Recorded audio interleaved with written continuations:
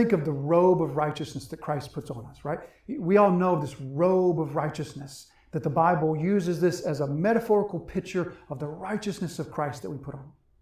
So just imagine the man who has this torn, ragged clothes. And, he's got a shirt that's got holes all over it. And it looks like he's changed the oil about 12 times in the shirt. And then he went and cleaned out the restroom down at the gas station in the shirt. And then he went and mucked out some stalls.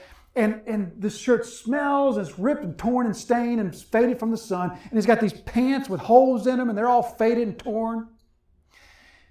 And then Jesus gives to him this perfect robe of righteousness, this perfectly white, perfectly sewn, perfectly tailored robe of righteousness. And he takes off these filthy rags and he throws them to the ground and he puts on this robe of Christ's righteousness.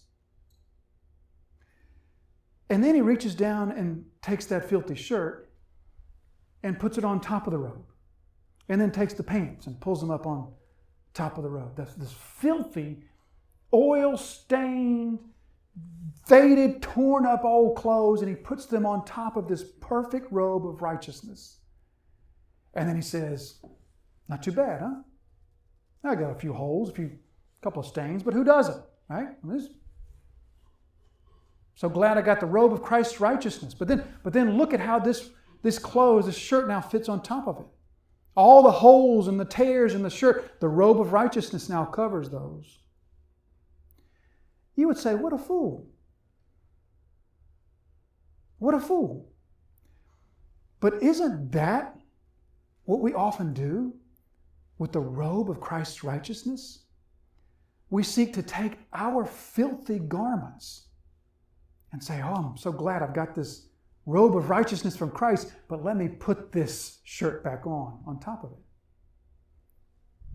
This would be to kind of hearken back to some of the language of chapter 3. This would be like the new wine and the old wineskin.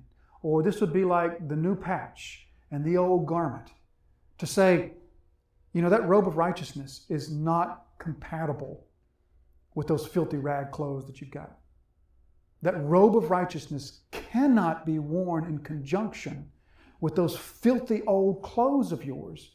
Those need to be burned and thrown into the fire. Like the Ephesians threw their books of sorcery into the fire. Those need to be thrown into the fire, and the robe of righteousness be the only covering.